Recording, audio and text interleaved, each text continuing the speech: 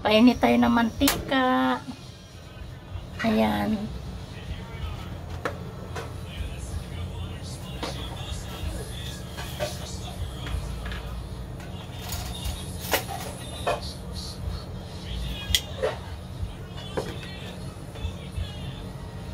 Tapos, lagyan natin yan ng bawang. Di tayo maglalagay ng kamatis kasi ang lulutuin natin ay acidic na. At yung kamatis ay acidic din. So, hindi na tayo maglagay nun. Ito na lang. Yan. At sibuyas.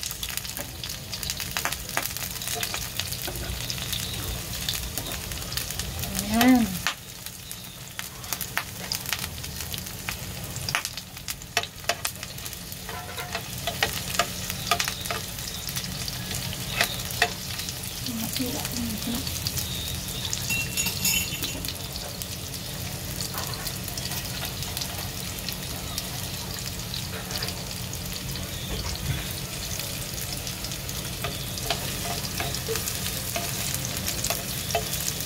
Ayan, palabasin na natin yung aroma ng ating sibuyas at bawang anghang. Ibig sabihin, fresh ang ating onion kasi maanghang pa. Ngayon,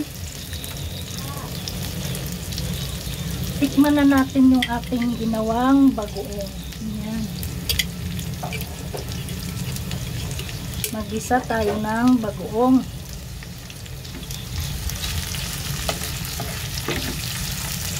Ayan, paborito namin yan mga kadiskarte. Araw yan.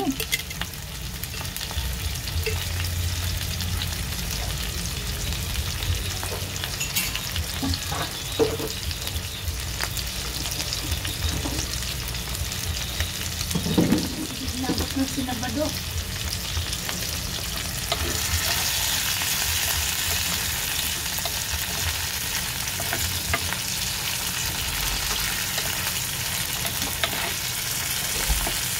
Bango.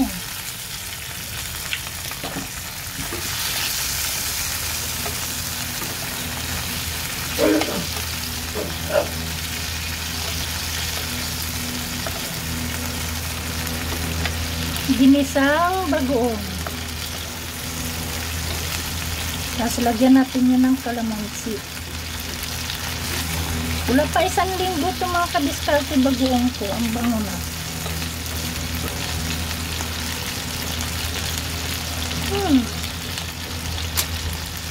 Okay. That's all. Bye.